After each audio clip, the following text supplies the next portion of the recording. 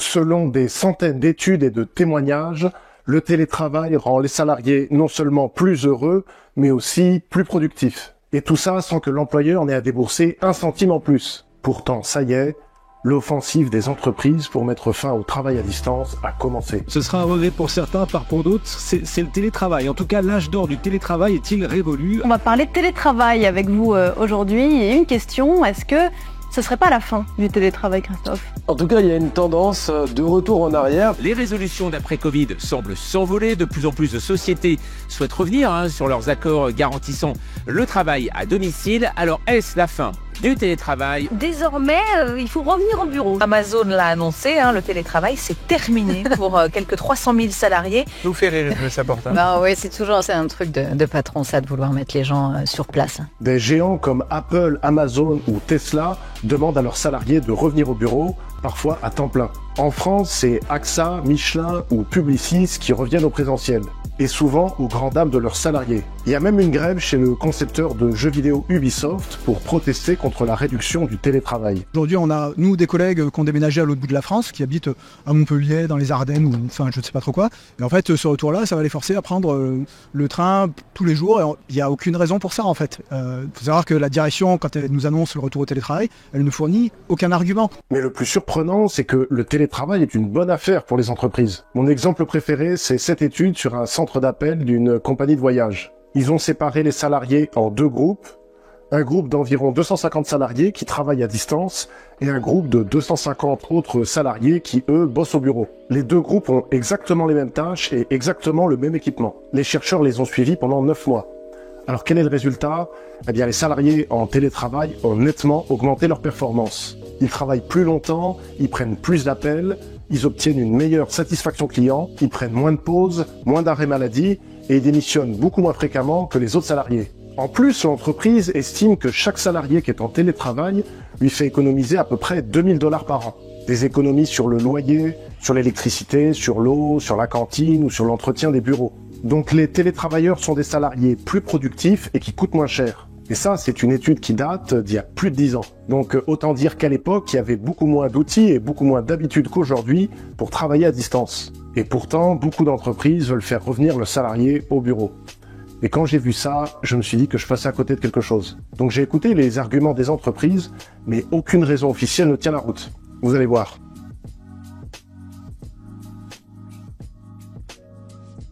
Alors la première raison qu'on nous donne souvent, c'est que ah oui, mais le télétravail, c'est pas pratique pour communiquer. On communique mieux en face à face. Alors c'est vrai, mais dans toutes ces grandes entreprises, on travaille avec des gens qui sont sur des sites différents et parfois dans des pays différents, donc très souvent avec des gens qu'on voit jamais, sans parler des partenaires ou des fournisseurs.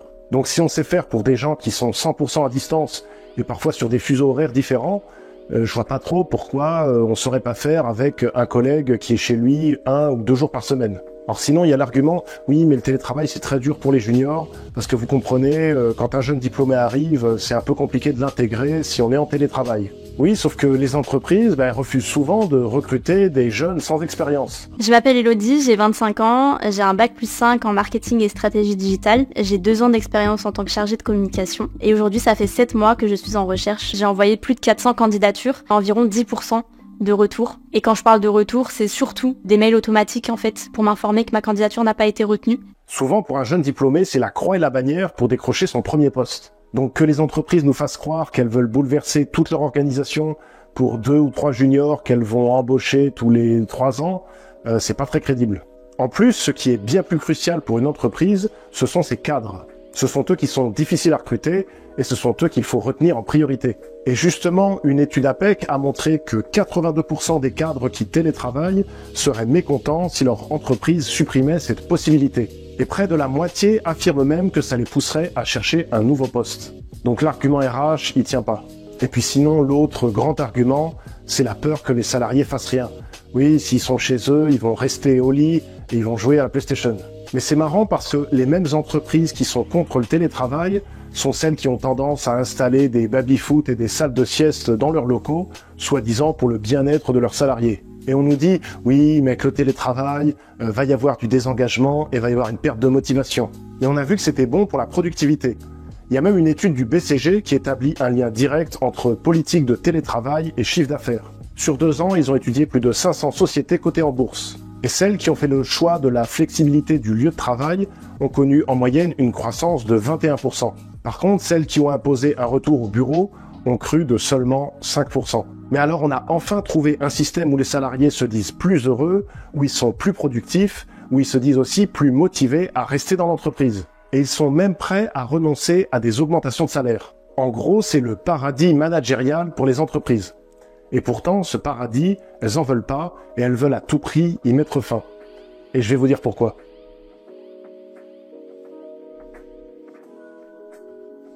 Alors déjà, ce qu'il faut comprendre, c'est que les entreprises ont été contraintes de mettre en place le télétravail.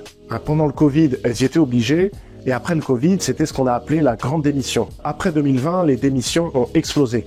Donc c'était pas le moment de faire fuir les salariés ou de faire fuir les candidats en réduisant le travail à distance. Mais maintenant que le marché du travail se contracte à nouveau, c'est le bon moment pour lancer l'offensive contre le télétravail. Et la première raison de la réduction du télétravail, ce sont justement les difficultés économiques. Avec l'inflation et le ralentissement économique, il faut baisser les coûts, et baisser les coûts, souvent, ça veut dire virer des gens. Sauf qu'en France, ça coûte cher de licencier un salarié, donc mieux vaut une démission. Et faire baisser la qualité de vie au travail en réduisant le travail à distance, par exemple, c'est un moyen de pousser les salariés à démissionner sans engager de frais de licenciement. Beaucoup reprochent à ces boîtes de faire en fait comme du licenciement forcé implicitement indirect. C'est-à-dire que les gens qui ne vont pas accepter de revenir par exemple à uniquement un jour de télétravail par semaine et donc de revenir au travail toutes les semaines et donc de déménager donc etc. En fait qu'est-ce qu'ils vont faire? Ils vont démissionner. Et donc si ces gens démissionnent, et ben voilà, on n'a pas besoin de licencier des gens. La deuxième raison de l'hostilité des entreprises au télétravail, c'est l'immobilier. Alors vous vous en doutez pas forcément, mais l'un des principaux actifs d'une entreprise, en fait, c'est l'immobilier. Admettons qu'une entreprise achète ses bureaux. Généralement, elle va les acheter très cher. Et pour compenser, elle espère que leur valeur va augmenter au fil du temps, comme tous les prix de l'immobilier. Comme ça, elle pourra vendre ses bureaux quand elle va déménager ou qu'elle aura besoin d'argent et elle pourra les vendre plus cher. Sauf que si les salariés travaillent à distance, les entreprises ont besoin de moins de bureaux. Donc les entreprises qui ont dépensé des fortunes pour construire ou pour acheter leurs bureaux avant le Covid, ces bureaux, elles vont pas pouvoir pleinement les exploiter. Mais surtout, si tout le monde est en télétravail, alors à qui revendre ces bureaux quand on veut déménager? Plus il y a de télétravail, moins il y a de demandes pour des bureaux. Donc les prix de l'immobilier de bureau, ils ont chuté. Soit, mais pour les entreprises qui louent leurs bureaux, s'il y a moins de demandes, ça veut dire que leur loyer va baisser. Donc au final, ça les arrange. Alors oui, mais ça n'arrange pas tout le monde. Parce que quand les loyers baissent, ce sont les propriétaires de bureaux qui en souffrent. Et vu qu'ils perçoivent moins de loyers, ils commencent à avoir du mal à rembourser les prêts qu'ils ont contractés pour la construction de ces bureaux. Tout ça alors que les taux d'intérêt ont augmenté, ce qui veut dire en gros que emprunter coûte plus cher. Et là, ils mettent carrément des banques en danger de non-remboursement. Et c'est tout un secteur qui est en crise. En France, le montant investi dans l'immobilier de bureau a été divisé par 2. Et c'est pour ça que parmi les entreprises qui mettent fin au télétravail, on trouve notamment Groupama Immobilier, dont le directeur général réinstaure le travail en présentiel 5 jours par semaine pour les 130 salariés. Et regardez cette tribune dans Capital, sobrement intitulée « 2024, l'année du retour au bureau ». Elle est signée par cette femme qui n'est ni moins qu'une cadre dirigeante de CBRE France, le leader de l'immobilier de bureau. Alors dans cet article, on apprend que Julien est tout content de retourner au bureau, tellement il veut retrouver la dynamique d'équipe qui lui manquait tant. Un Julien tiré de ton imagination probablement. On peut aussi lire que le bureau est un facteur d'attractivité et de fidélisation des talents. C'est marrant parce que toutes les études disent le contraire. Et enfin, on est heureux d'apprendre que le bureau est, je cite, le seul lieu de travail permettant les rencontres impromptues, c'est-à-dire non programmées et sans objectif. Ça c'est sûr, ça donne envie de revenir. Et si vous faites attention, vous verrez que c'est dans ce genre de presse patronale qu'on dénigre systématiquement le télétravail. Preuve que cette impulsion anti-travail à distance vient d'en haut. Et ça montre quelque chose de très intéressant. Il y a une grosse étude de KPMG qui est sortie, qui avait interrogé 1300 PDG dans le monde et 62% pensaient que c'était la fin du télétravail en 2026. C'est que les dirigeants ne s'intéressent pas qu'à maximiser la productivité de leurs salariés pour faire le maximum d'argent. Ils veulent aussi avoir du contrôle sur leurs salariés. Et le problème du télétravail, il est là. C'est une perte de contrôle des salariés par l'entreprise. Une perte de contrôle par les encadrants, par les managers, les responsables, c'est-à-dire en gros les petits chefs. Avec le télétravail, les petits chefs ont l'impression de ne plus avoir la main sur ce que vous faites, parce qu'ils ne vous voient plus en train de travailler. Et comme ça fait longtemps qu'ils sont managers et qu'ils sont plus opérationnels, ils connaissent plus grand chose à votre travail. Comment est-ce qu'on fait, combien de temps ça prend, etc.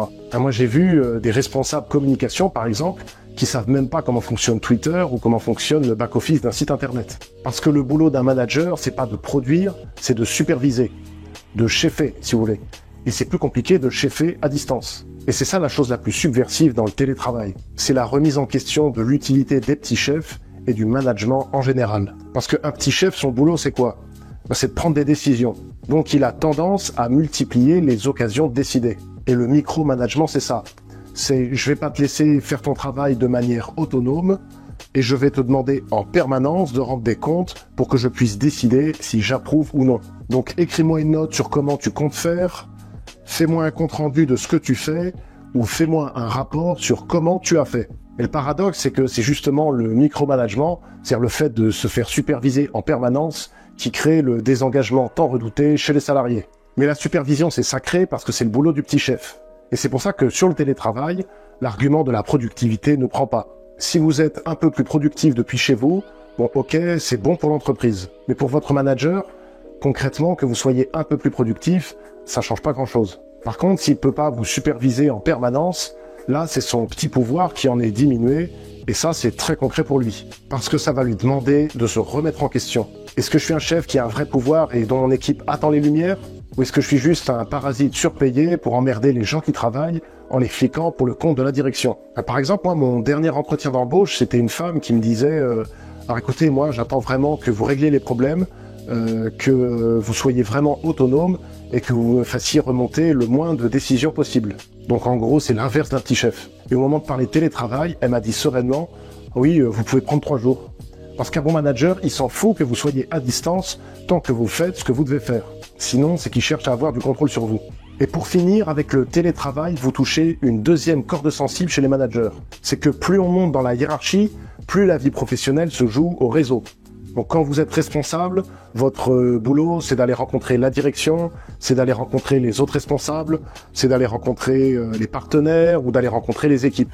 Donc les managers, souvent, ils en viennent à penser sincèrement que travailler, en fait, c'est faire des réunions. Et ils ont oublié que le boulot, le vrai, ça demande souvent de se concentrer au calme. Et c'est pas blablater dans des réunions pour se donner l'impression qu'on décide de choses importantes. Et en fait, être manager, c'est un boulot d'extraverti. C'est le boulot de quelqu'un qui aime réseauter et qui aime nouer des contacts. Alors un introverti, par définition, c'est pas trop son truc d'aller interagir avec des dizaines de personnes. Donc c'est pour ça que les postes de manager, in fine, sont beaucoup proposés à des personnes extraverties. Parce qu'ils aiment parler avec des gens et ils sont promus en parlant avec des gens. Donc le travail, c'est pas leur tasse de thé, et en fait, c'est juste une question de goût personnel et de culture personnelle.